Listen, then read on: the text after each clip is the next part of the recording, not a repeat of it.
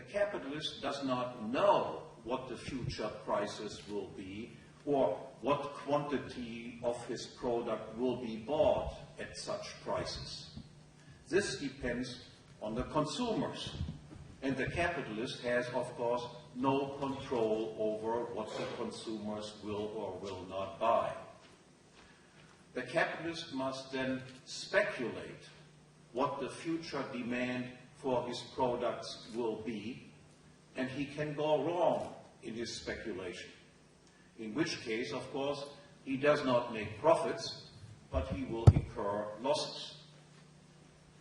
To risk his own money, to risk your own money if you're a businessman, in anticipation of an uncertain future demand is obviously a difficult task.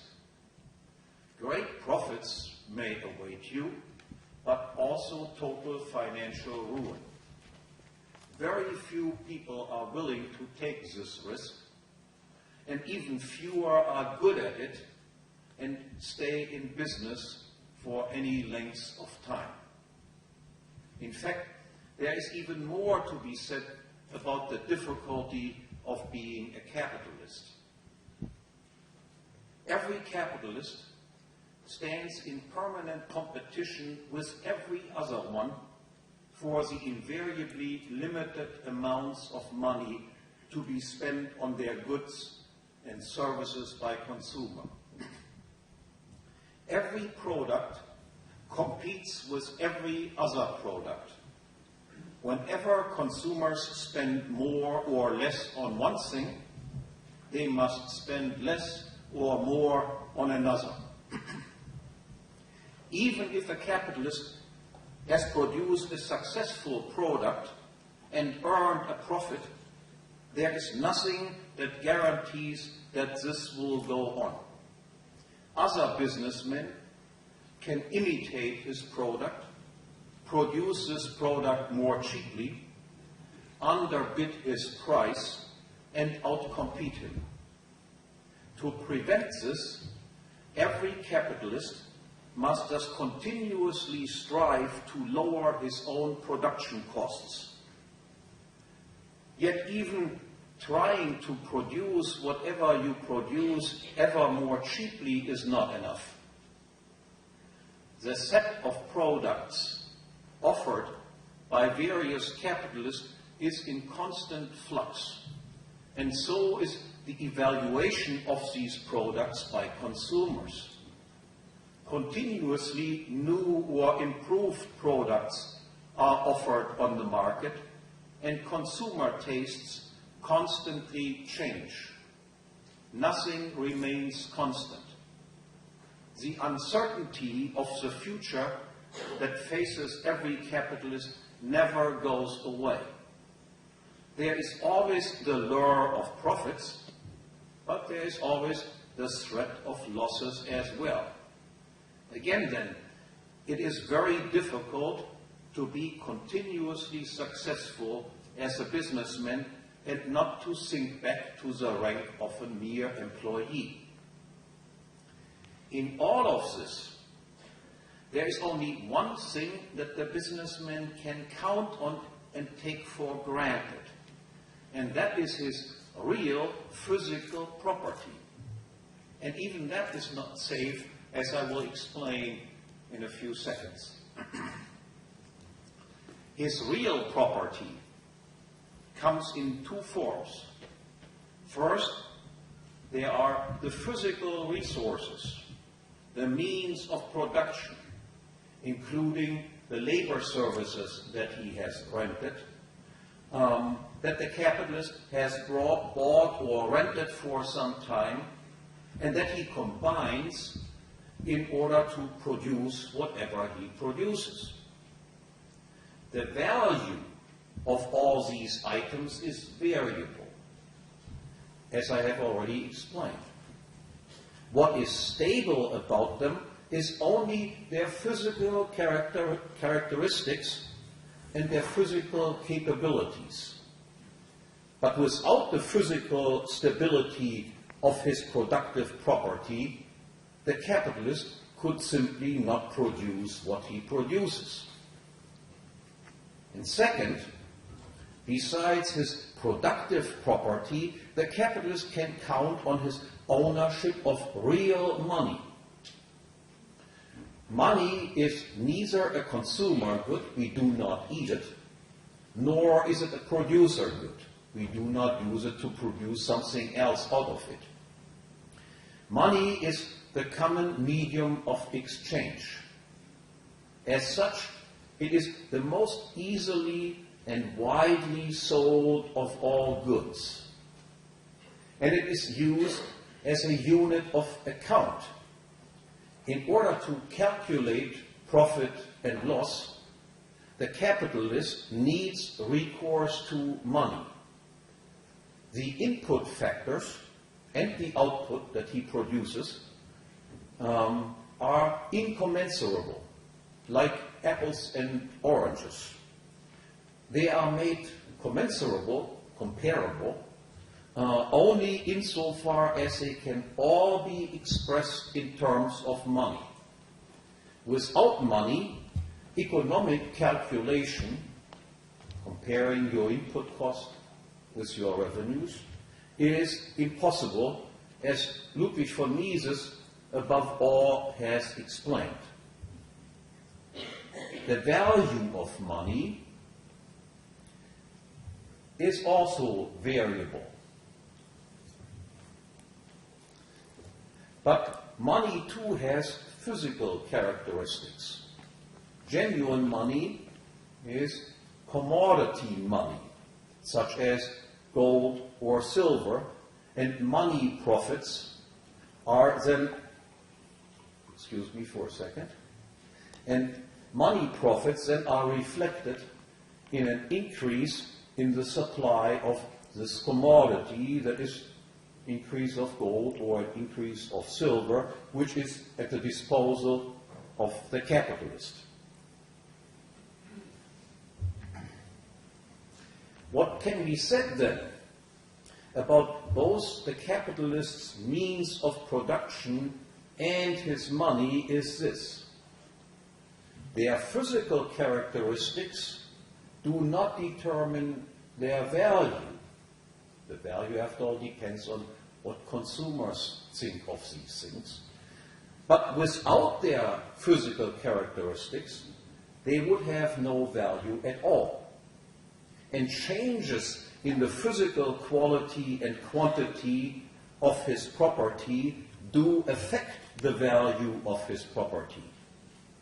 Whatever other factors, such as changing consumer evaluations, may also affect the value of his property. So now let me introduce the state and see how this affects the business of a capitalist.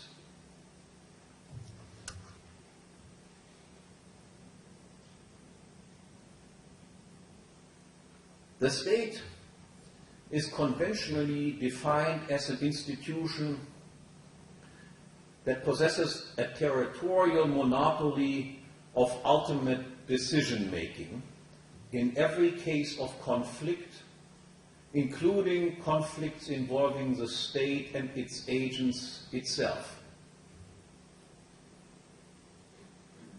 And secondly, the state is an institution that has a territorial monopoly of taxation, and unilaterally determine the price that its subjects have to pay to it for performing this task of being the ultimate judge in every case of conflict.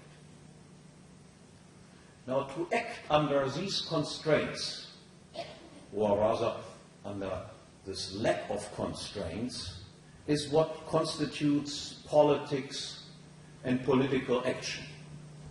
And it should be clear from the outset that politics then, by its very nature, always means mischief.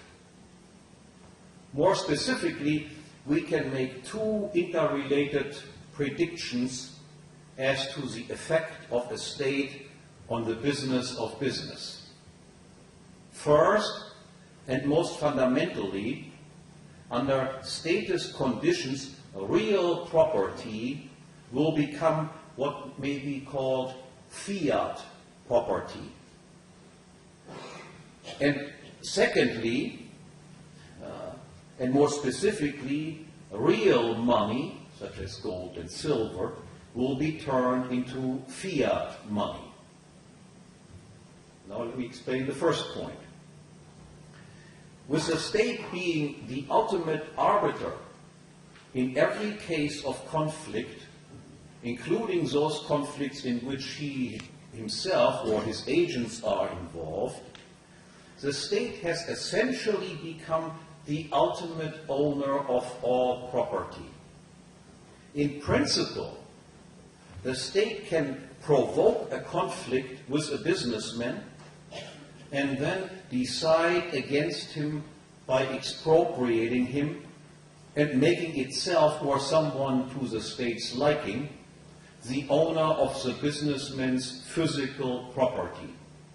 Or else, if the state does not want to go that far, it can pass legislation or regulations that involve only a partial expropriation of the physical property of the businessman. It can restrict, for instance, the uses that a businessman can make of his own physical property. Certain things that the businessman could do before, he can be outlawed from doing again with his property in the future. The state can, of course, not increase the quality and quantity of real property in existence, but it can redistribute it as it sees fit. It can reduce the real property at the disposal of the businessman, or it can limit the range of control that the businessmen are allowed over their own property, and it can thereby increase its own property or that of its allies and increase its own range of control over existing physical things. The businessman's property, then, is their property only in name. It is granted to them, so to speak, by the state, and it exists only as long as the state does not decide to do otherwise. Constantly, so to speak, a Damocles sword is hanging over the heads of businessmen. The execution of their business plans is based on their assumption of the existence at their disposal of certain physical resources and of the physical capabilities of these resources, and all of their value speculations are based on this physical basis being given. But these assumptions about the physical basis can be rendered incorrect at any time, and their value expectations and value calculations can be vitiated at any time as well, if only the state decides to change its current legislation and regulations. The existence of the state then heightens the uncertainty that faces every businessman. It makes the future less certain than it otherwise would be the case. Realizing this, many people who might otherwise become businessmen will not become businessmen at all, and many businessmen will see their business plans spoiled, not because they did not correctly anticipate future consumer demand, but because the physical basis on which their plan was based was altered by some unexpected and unanticipated change in state laws and in state regulations.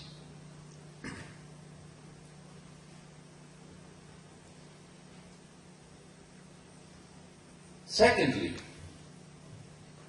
Rather than meddling with a businessman's productive capital through confiscation and regulation, however, the state prefers to meddle with money. Because money is the most easily and widely saleable of all goods, it allows the state operators the greatest freedom to spend their income as they like. Hence, the state's preference for money taxes, that is, for confiscating money income and money profits. Real money becomes subject to confiscation and changing rates of confiscation.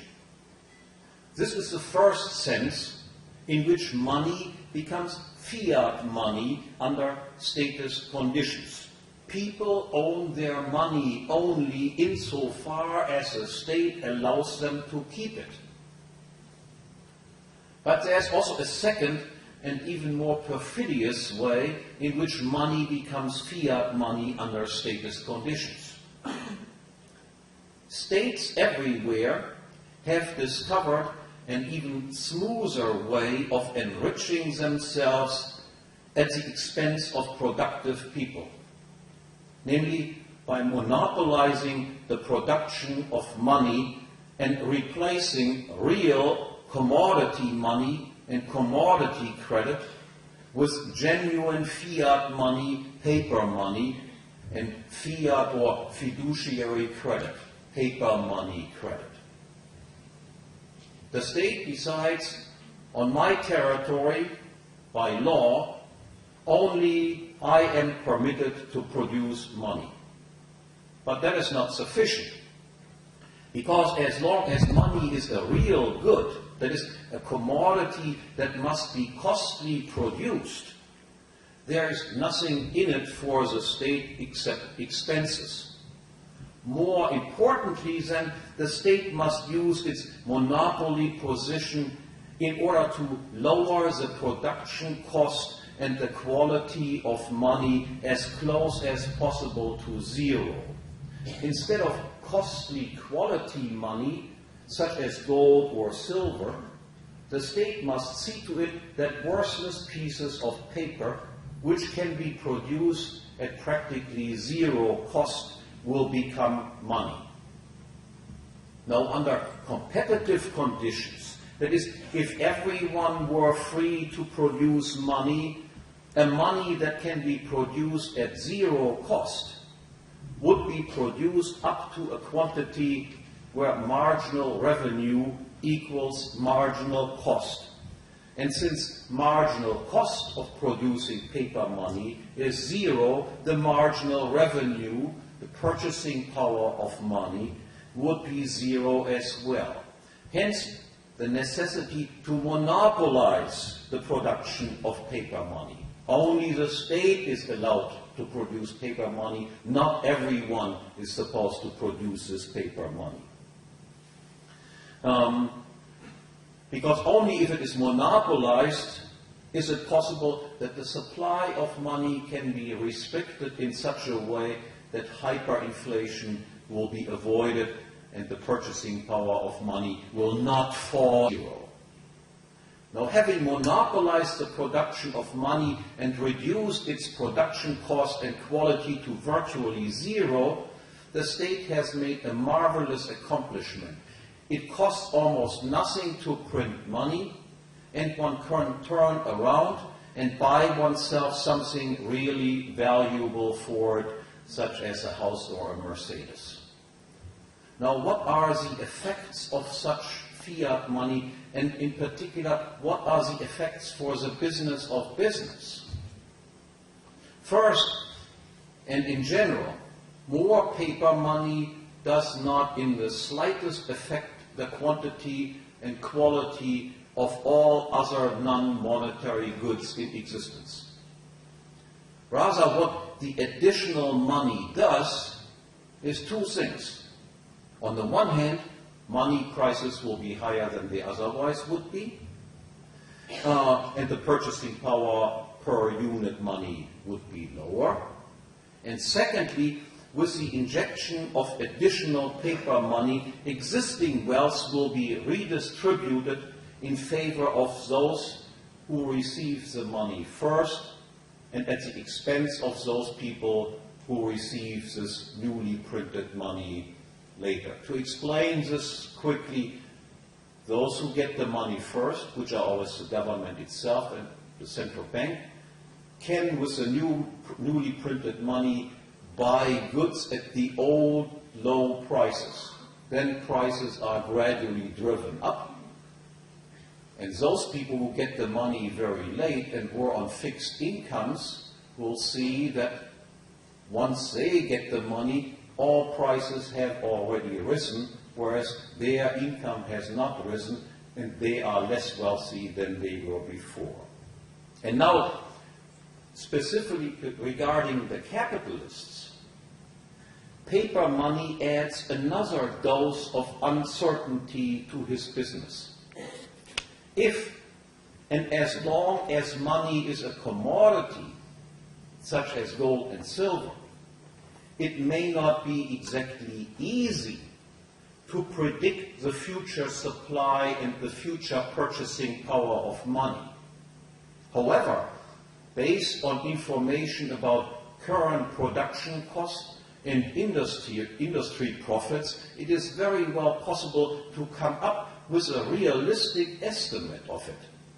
In any case, the task of predicting the future supply of commodity money and the task of predicting the future purchasing power of commodity money, such as gold and silver, is not pure guesswork. And while it is conceivable that with gold or silver as money, nominal money profits may not always equal to real profits in terms of purchasing power, it is at least impossible that a nominal money profit should ever amount to nothing at all. There is always something left, namely quantities of gold or silver in the hands of the businessmen.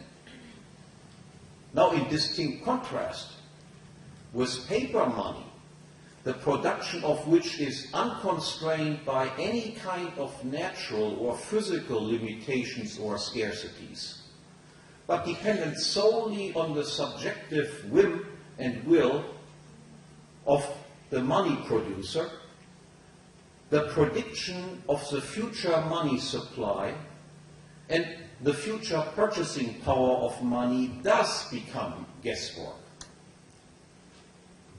Central banks can increase the money supply from one day to the next in incredible amounts. They can double the amount of money in existence from one day to the next. It is almost impossible for anyone to predict this thing. Those people who produce the money themselves do not know what they might do the next day in terms of decisions regarding the supply of money. It becomes guesswork. What will the money printers do tomorrow? What will they do in 2 days from now? And it is not just conceivable, but it becomes a real possibility that nominal money profits under paper money turn out to represent literally nothing but bundles of worthless pieces of paper. Moreover, hand in hand with fiat money comes fiat or fiduciary credit. That is, just as paper money can be created out of nothing, paper money credit can also be created out of nothing. And this adds another dimension of uncertainty to the business of the businessman. If the state can create money out of thin air, it also can create money credit out of thin air. And because it can create money out of thin air without any previous savings on its part, it can offer cheaper loans than anyone else can do. At below market interest rates, and even at interest rates as low as 0. The interest rate is thus distorted and falsified, and the volume of investment will become divorced from the volumes of savings. Systematic malinvestment is thus generated, that is, investment that is unbacked by any real savings. And an unsustainable investment boom is set in motion, which is necessarily followed by a bust in which it is revealed that on a large scale, errors have been committed by businessmen. Last but not least, under status conditions, that is, under a regime of fiat property, state-granted property, and fiat money, state-produced and state-granted money, the character of businessmen and of doing business is changed. And this change introduces another hazard into the world. Absent a state, without a state, it is consumers that determine what will be produced, in what quantity, and in what quality, and who among businessmen will succeed, and who among businessmen will fail. With the state, the situation facing businessmen becomes entirely different. It is now the state and its operators, not consumers, who ultimately decide who will succeed or who will fail. The state can keep any businessman alive in subsidizing him or in bailing him out, or else it can ruin any businessman by deciding to investigate him and find him in violation of some state laws or some state regulations.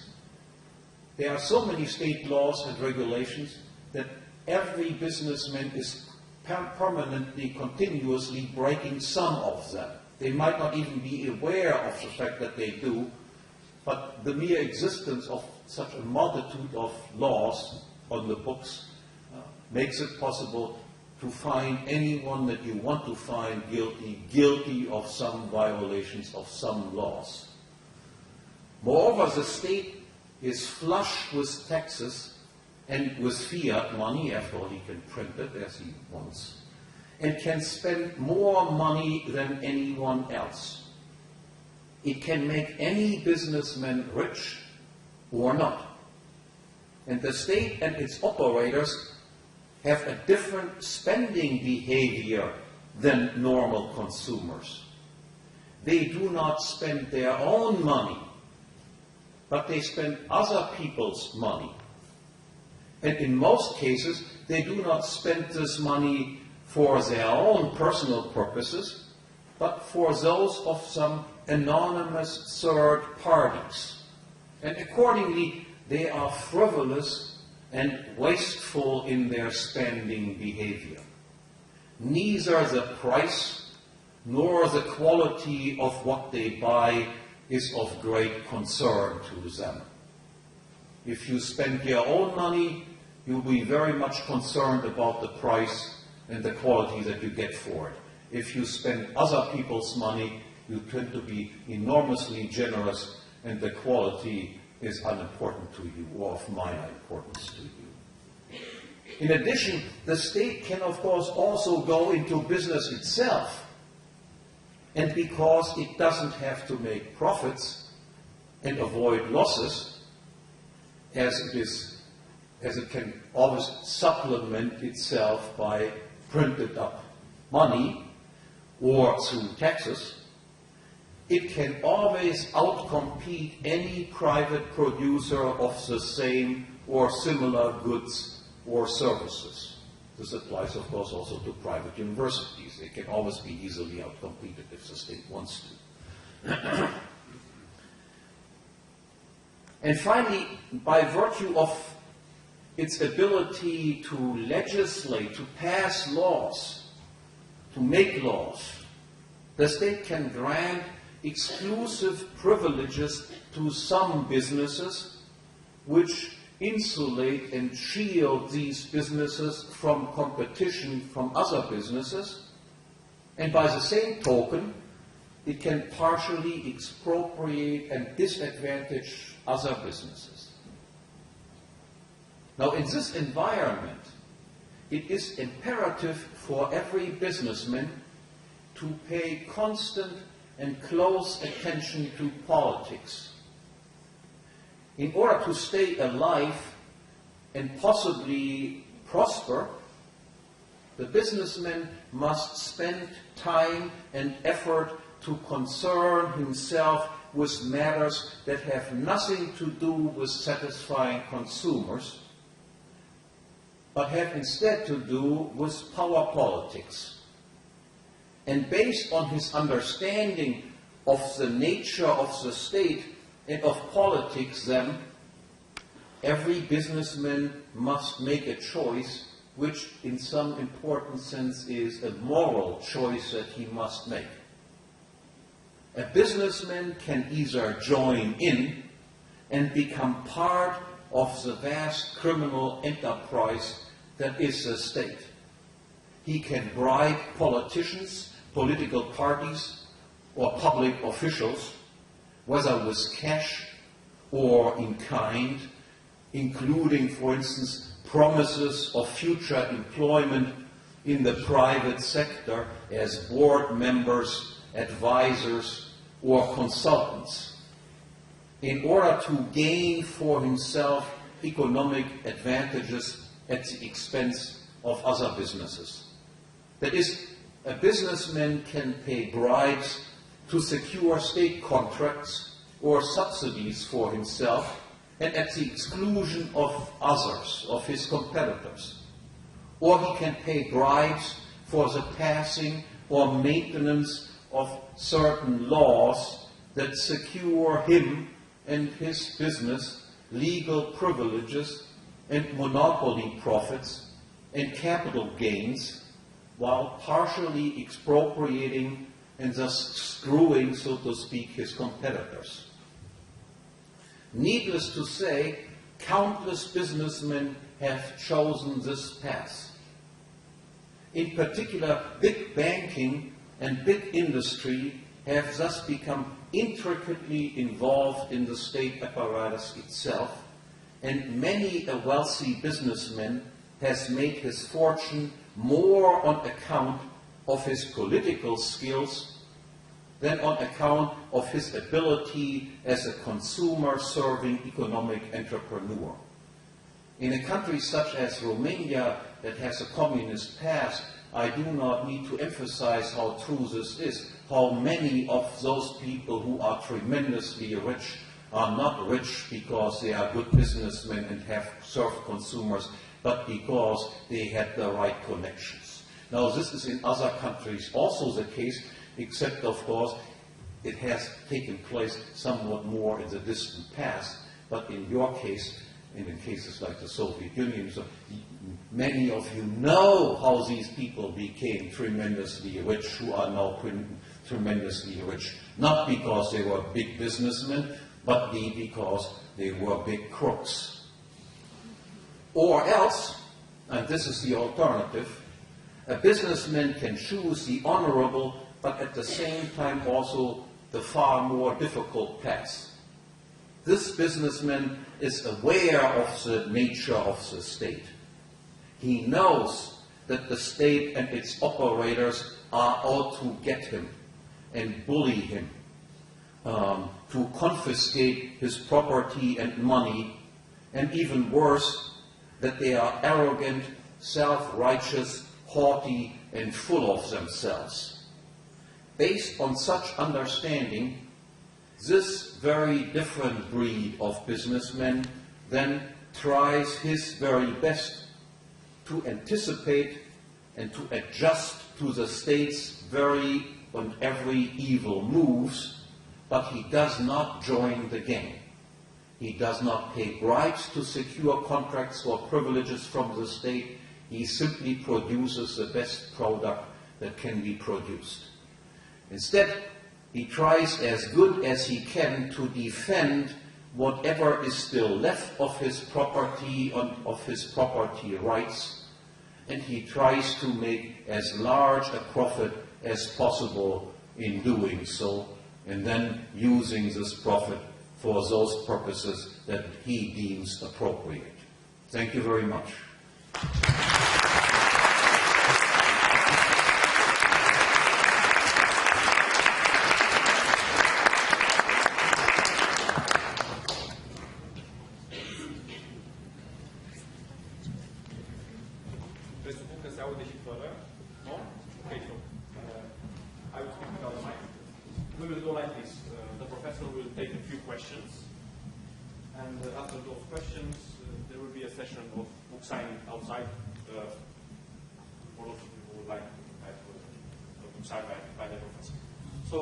Let's try to have some questions. The first question, please.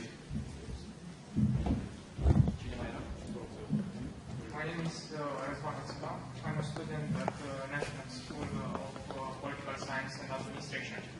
My question is regarding the interest rate and how does that affect the goods in circulation. Let us assume that tomorrow National Bank of Romania decides to set the interest rate at 15%. Now that would force the banks to try to give credit to businessmen that think they're capable of having a great profit. Now, if that doesn't happen, that should decrease the money in circulation and increase the value of the money that are still in circulation and not in bank. So, how does that affect the goods and how does that affect entrepreneurs and people?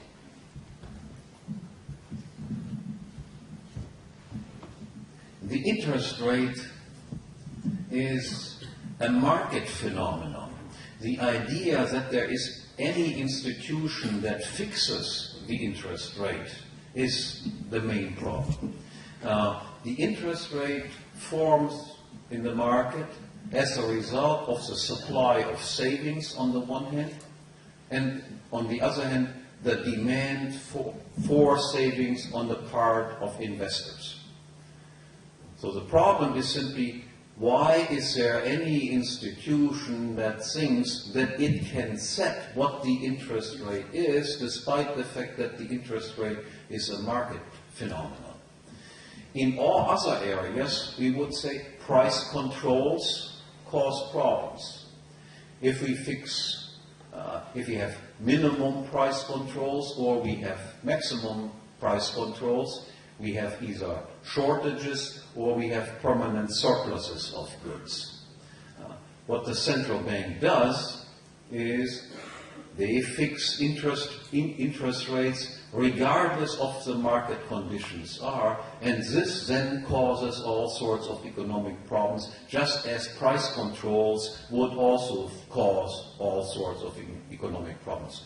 So interest rates should not be fixed by any institution. They are the result of market forces. Professor, hello, my name is Vlad Stoianu. I'd like to take this topic to a further, more specific thing in regards to licensing and innovative products that are done by companies. Let's say that a company has a new product that falls under the property of that company, and the next day that product can be copied by anybody because the product goes on the market. So in this case, should it be a government or another body that would take care of the licensing, or it should really run on the market in a free competition? Again, the product that's going on the market, and should have a license from the government, or should it be only on a free market competition? There should be no licensing laws whatsoever. You can produce whatever you want, and other people can imitate it and try to improve the product if they want. There is no such thing as intellectual property rights. They are only property rights in physical property. So let's say I sing a song, and you hear me singing the song, and then you repeat the song.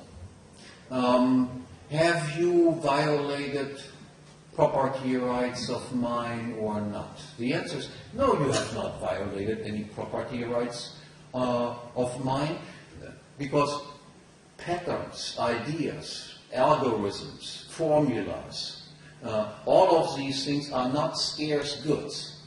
Once they have been sought, once other people grasp them, everybody can imitate them, and by imitating them, you take nothing away from me. If you sing the same song that I sang before, I have just as much property as I had before. On the other hand, if I would outlaw you from repeating, so to speak, my song, then I am made the owner of your physical property. That is, then I become a partial owner of you. I can determine what you can do with your vocal cords, for instance. So licensing laws, that is, prohibit other people basically from imitating what somebody else has produced, should be abolished in one fell swoop. It should not exist at all. But the profit generated from for the companies will be much, much smaller in this case. That might well be, but on the other hand, they prevent, of course, from progress spreading tremendously and enriching mankind by other people imitating things. We did not have licensing laws for most of human history. Mousetrap also. Why would I need to pay you royalty in order to produce the same thing that you produce without me having taken anything away from you? You have your mousetrap still. You can still produce it. You can try to produce it more cheaply than I can produce it. It has not contributed to greater wealth being produced. That is a propaganda that those people who benefit from it try to spread. No, it has hampered economic progress and slowed it down tremendously. Again, what is very important to recognize is, if there exists these types of so-called intellectual property rights, then you have no right anymore in physical property. If you copy me, I have still all my physical property just as yesterday. But if I outlaw you from copying me, then that means that I partially own your physical property, because you can no longer do with your physical property whatever you please, despite the fact that you have not taken anything away from me.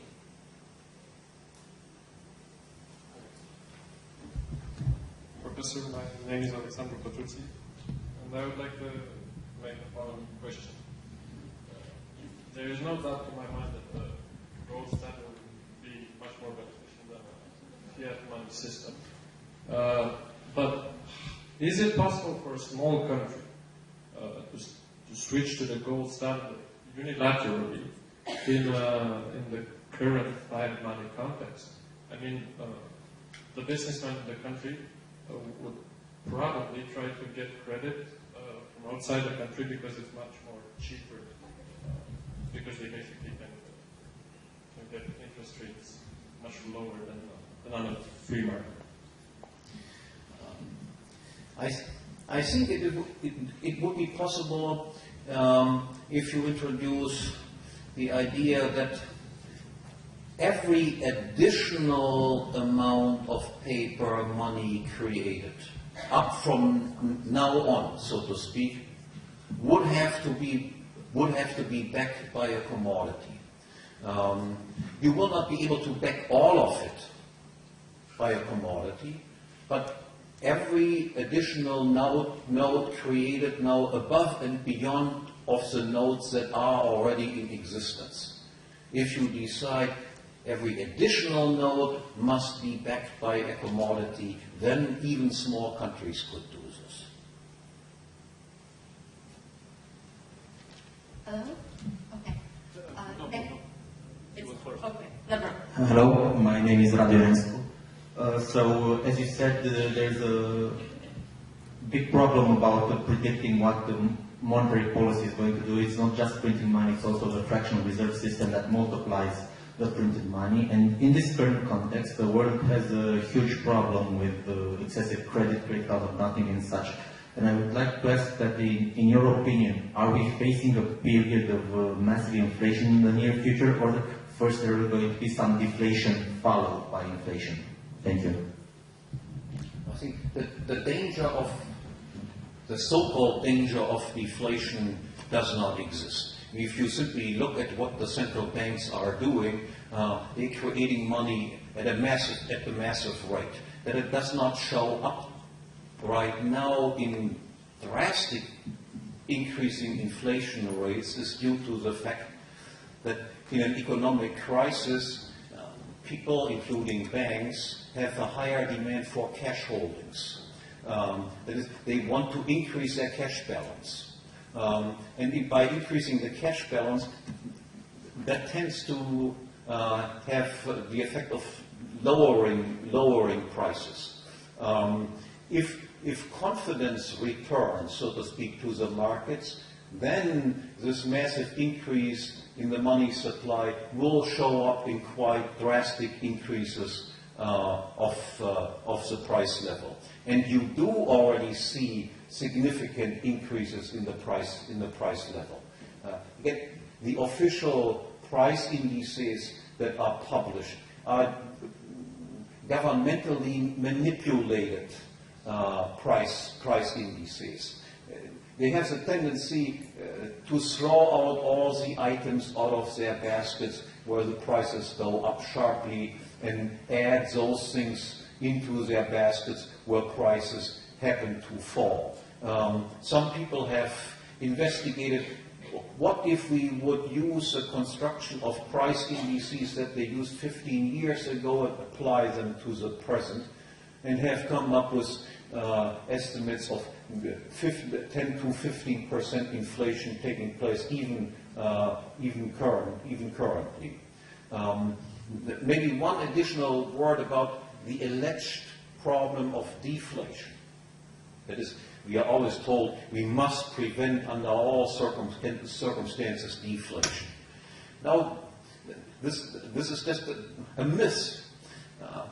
Look at what we see. First of all, during the last 20 years or so of the 19th century in the United States, we had and there was still some sort of gold standard then in existence. Prices continuously fell from year to year. Those were the years with the highest economic growth rates that the United States has seen in its history. If you look at the present world, you find entire sectors of the economy where we do continuously see deflation taking place. Look at the electronics industry. A computer will be cheaper next year than it is today. In 2 years, it will be still cheaper. Does that mean that these businesses are in deep trouble? Quite to the contrary. So yes, of course, businessmen can operate successfully under deflationary conditions. For them, it is only important what is the difference between my buying prices and my selling prices. If the input prices, if that what goes into building a computer becomes cheaper all the time, and the computer becomes cheaper also, I can still make profits. So deflation is not really a problem, but all governments, of course, love inflation. Inflation is what they want, because that means they print something up and then they can spend it. They don't want deflation. Well, they are interested in making us believe that deflation would be a great catastrophe, not because that is really true, but their interest is interest in inflation. And we do have inflation, and we do get more as soon as a little bit more confidence has returned to the market and people give up holding excess reserves. I mean, the banks are flush with money, but they are reluctant to loan it out and hold on to it, and wait until conditions become a little bit more favorable, and then the multiplier effect will set in, and we will see massive inflation. Thank you for coming.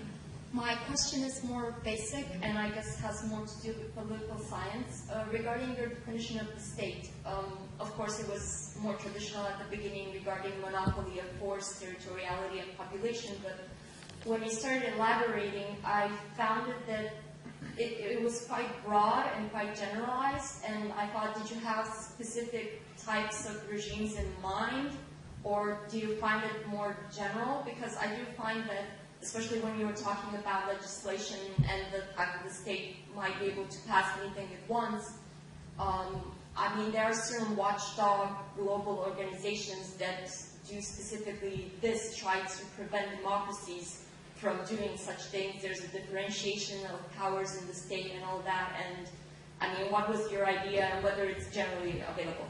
Thanks. No. My interest was to explain that states as such are a danger, insofar as they are judges even in those cases in which, in cases of conflict where they themselves are involved. I mean, just to give you an example, if a policeman mistreats you, and you complain about the policeman, who then decides whether you were right or the policeman? A judge who is employed by the same agency as a policeman. You can predict that by and large they will find in favor of the policeman and will find against you. That it must not be true in every single case, but it would be, so to speak, almost paradoxical if it were not true in the long run that they will find in their own favor. Look at when socialism fell apart. My grandparents had been expropriated in East Germany. West, when Germany was reunited, so my mother thought, again, now I will get my property back because the German constitution says we protect private property. So all these people went to the German Supreme Court, and I had predicted to my mother, Mother, you will be very disappointed about what they will likely do. And of course, what did the Supreme Court say? Yes, of course, we protect private property. There should be some sort of compensation, but the compensation should have nothing to do with the market value of the property. How much it was, they determined. Now, this is what states do, what they predictably do. Now, you are right. There exist, of course, all sorts of different states. Some states do far more horrible things than other states do. But there are problems involved simply by virtue of the fact that some institution is a state. Then you can predict that something evil will happen. In some cases, more evil thing happens, and in other people, less evil things happen. But if you decide in every case of conflict who is right and wrong, including conflicts that involve yourself, you can predict this will not end in a very nice way. I always try to explain that to my students who say, but the state is necessary. We need a state. When I explain them what the state is, it's like, do you think people on the kindergarten level would believe this if 5 little children come together and say, sometimes we fight, we should just find a solution to this constant fighting that goes on among us. And then one child would say, hey, I have a great idea. I make the judge in every case of conflict. Of course, also in cases of conflict, when I have some conflict with you, it is always me who decides this. I think every child in kindergarten would recognize, hey, I don't think that is a very good idea, because they can predict what will likely be happening to them if this one guy is indeed made the judge in every case of conflict.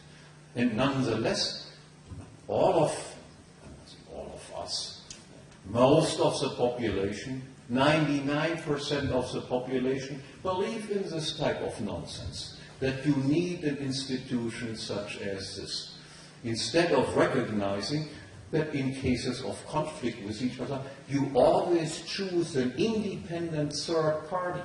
That is, if you have a conflict with some state official, it should not be a state official who decides who is right and wrong. It should be some party that is entirely independent of the state apparatus, when they might frequently find that it is precisely the state and its agents that have caused the problems, and they should be the ones that get punished.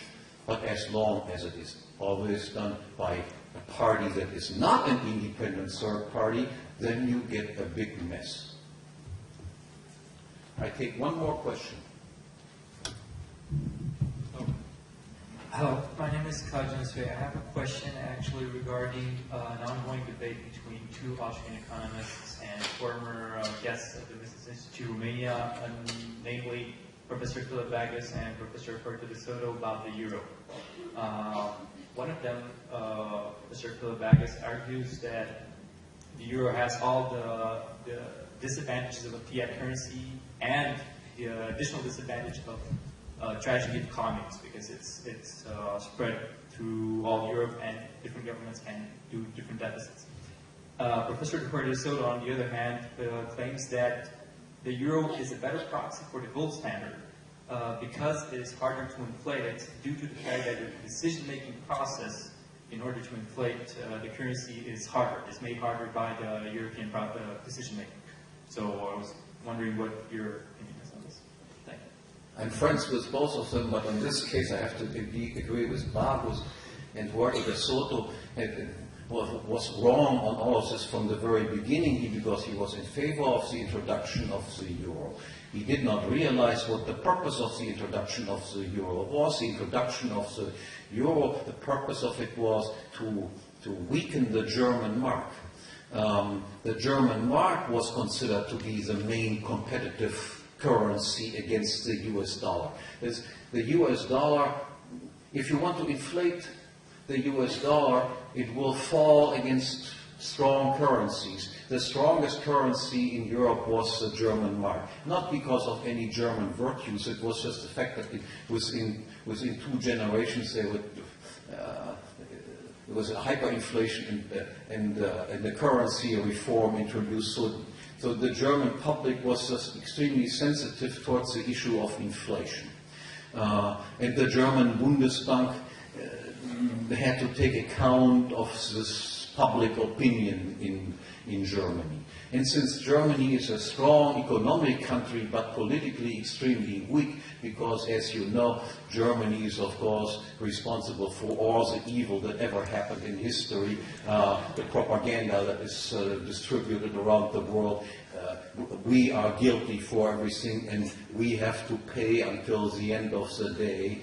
And the Americans will see to it that the Germans will be always weakened. So they forced the Germans, so to speak, first into the European Union and then into accepting the idea of the euro, because the euro would be a less strong currency than the German mark was. And the idea that I think that Puerto de Soto thought, yes, a more widely used money has certain advantages over a money that is the national money. The money that had the most wide circulation was the gold standard, was an international money. Yes, an international money is good as long as international money is a commodity money. If you have, however, national paper monies, then competition between national paper monies is preferable, because the worst of all possible situations would be if we would have a one world paper currency issued by a one world central bank, and that by definition a one world paper currency cannot fall in the currency market against any other currency, because there is no any other currency, and because of that there is then no stopping point anymore whatsoever for the inflationary desire that governments have. So it was a conspiracy against the German mark, using this eternal German guilt that is heaped upon us to eliminate the strongest competitor against the US dollar and substituting the euro for it, and knowing full well that then you have members from Greece and Spain and so forth sitting on the same board, and of course they would just weaken the euro more quickly than it would have been possible to weaken the German.